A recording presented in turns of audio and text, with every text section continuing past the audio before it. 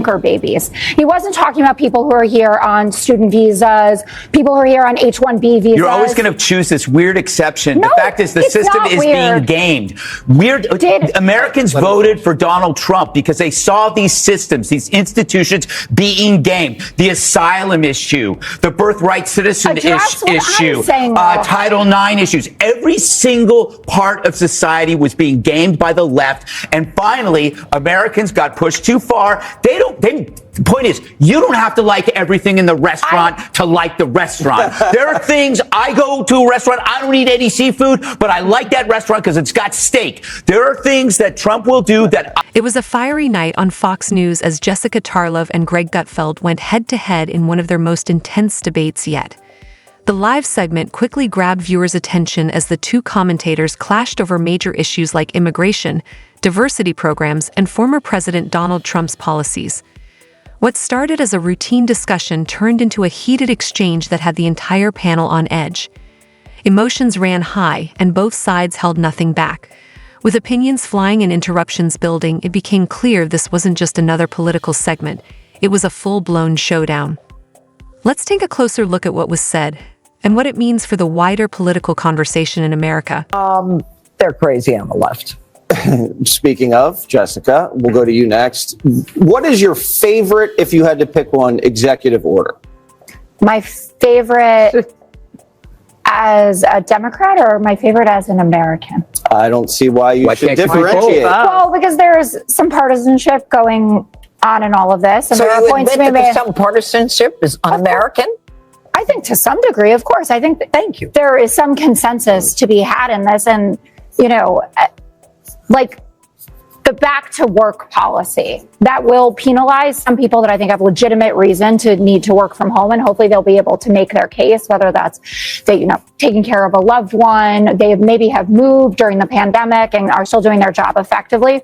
But I think it's a good thing that people are in their office. I think that makes sense. It's a good pick. I think some of the DEI programs went too far, and everyone has accepted that in the public and the private sector, right? You have a huge surge of roles in companies, large and small, after the murder of George Floyd, and a lot of them have just quietly gotten rid of them even before it was clear that Donald Trump was going to win again. So I think that we can talk about things like that. But you can even talk about the EV mandate.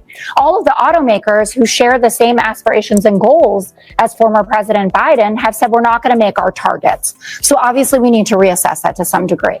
But when the judge says, you know, this is what the people voted for, some of it they absolutely did not. And Donald Trump promised that he would bring your costs down right away. And he revoked Biden's policy to lower prescription drug prices or to make it so Medicare can't negotiate itself for prescription drug prices. That's not cool. Where is that? Where is that? It's look in the list. Well, show me. Well, what do you mean? There's a lot more to that issue, but yeah.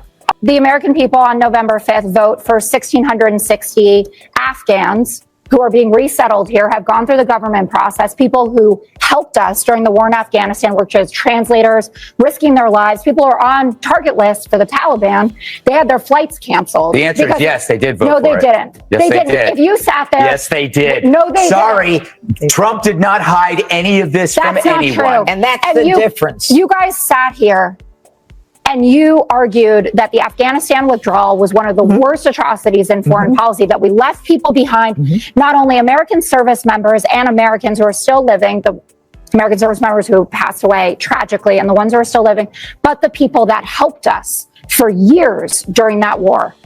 And now you say, oh, it's fine that their flights are just canceled? No, I didn't say it's fine. I'm saying that Americans voted for it. That's the difference. I don't have to say it's fine. I'm just telling you the reality. Did you vote to revoke birthright citizenship for the children of people who are here legally? Do you understand what that means? Yeah, I do. Tell me about it. Tell me what birthright citizenship meant. Well, I think when Donald Trump was talking about it and disparaging people who are here, he was talking about undocumented people who come and drop their anchor babies. He wasn't talking about people who are here on student visas, people who are here on H-1B visas. You're always going to choose this weird exception. No, the fact is the system is being gamed.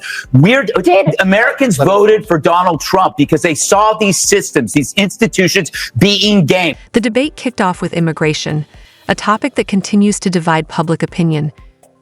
Greg Gutfeld argued that current policies, like birthright citizenship and the asylum process, are being misused and manipulated.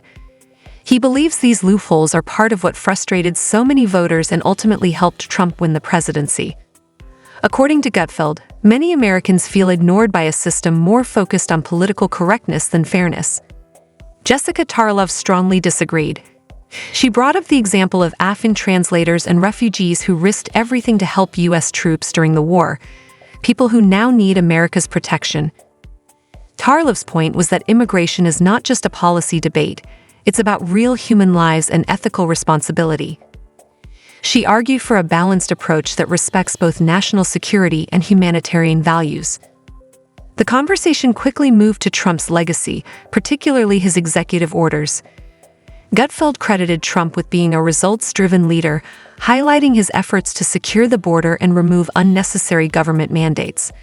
But Tarlov countered by pointing out the rollback of Biden-era policies designed to lower prescription drug costs, arguing that some of Trump's actions hurt everyday Americans more than they help. Lori, you're on H-1B visas. You're always going to choose this weird exception. No, the fact is the it's system not is weird. being gamed. Americans voted for Donald Trump because they saw these systems, these institutions being gamed. The asylum issue, the birthright citizen issue, Title IX issues. Every single part of society was being gamed by the left, and finally Americans got pushed too far. The point is, you don't have to like everything in the restaurant to like the restaurant. There are things, I go to a restaurant, I don't eat any seafood, but I like that restaurant because it's got steak. There are things that Trump will do that I will disagree with, but the entire package is as close as you're going to get to what Americans want. Trump is redefining basically what a human being can do in 24 hours. It's incredible. He did more in a day than Biden did in his he had 3 balls last night. That's 3 more than Adam Kinzinger. The guy hasn't slept in 2 days. I mean, the thing is, it's amazing. It's possible. It is possible. Donald Trump could complete his presidency in 3 months. Right. And then he could just say, you know what? Is that a promise? I'm going to coast. He goes, you know what, JD, you take it from here. I think I did everything I could do. It's incredible. And by the way, you brought up, and you said it was a good thing, the fact that like these people have to go back to work, but then you mentioned all these challenges they have. Well, welcome to America. Every single one of us has a challenge, but yet we come to work. I'm not going to pay for their porn addiction. If they want to sit home in front of Pornhub and go, I have chronic fatigue syndrome, you know what? Everybody in America could stay home because they have a sick loved one or a baby, but they aren't. They're coming to work. They should go. I'm glad that he got rid of the appointees. I need work around the house. I pay well. Greg's hiring. But I'm not done. Okay. I'm not done. I got to bring up the Nazi hoax thing because we all know this is BS. And yet the media is redefining losing every single day. He's talking about the Elon Musk situation. Day one, they say Elon Musk made a Nazi salute. Right. And I'm beginning to think, they know they're lying. So why are they doing this? Because they realize they cannot rebuild their credibility. They're like a fat guy on death row. What's the point in dieting? You're already dead. From there, things got even more intense. The debate took a turn into social issues, gender identity, remote work culture, and the so-called woke movement. Gutfeld criticized what he sees as growing media bias and extreme political correctness.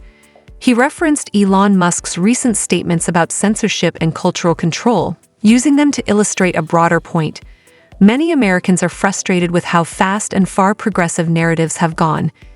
Tarlov challenged this view, saying that embracing diversity and modern work practices doesn't mean abandoning core values. Instead, she argued that society is evolving and it's important to keep up without losing our sense of fairness. But with interruptions, sharp tones, and passionate replies from both sides, it was clear there was little common ground between them. Looking forward to that last meal. Dana Perino, your thoughts? I just add a couple things. So one of the things President Trump was doing was not creating new policy. He was getting rid of policies that Biden had put in place that people said they didn't want. And the ending DEI was 70%, so they supported that. Ending the EV mandates, that was 70%. Finishing the border wall and deportation, 70%. Now, they might not have gotten there without Joe Biden's broken border policy, That might have been a lower number, but that's where they were on election day. Getting men out of women's sports, that was like an 80-20 issue, maybe even more. And so it wasn't so much that there was like, oh, here's a brand new policy. It was like, here's all these things that you said, America, you did not like for the last 4 years, and how I'm going to be able to make it better. All right. Like Greg said, you don't have to like everything on the restaurant menu. You just have to like a few things, and you'll patronize the place day after day. I will not spend my Greg Gutfeld wrapped his points around a key idea, that cultural and social issues are driving more minority voters, especially Black and Hispanic Americans, toward conservative politics.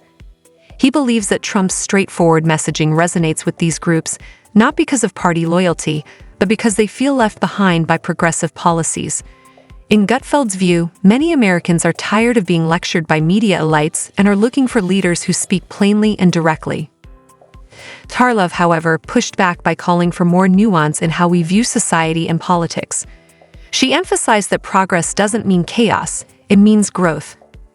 Her stance was that real change comes from listening, learning, and adjusting to new realities while still protecting what matters most to people. In the end, this debate wasn't just about policy. It was a mirror of how divided the country has become. With emotion, strong language, and deeply personal views, this segment showed just how hard it is to find middle ground in today's political climate. But one thing is clear. Americans are paying attention. Whether you agreed with Gutfeld or Tarlov, this debate reflected the conversations happening in homes across the country.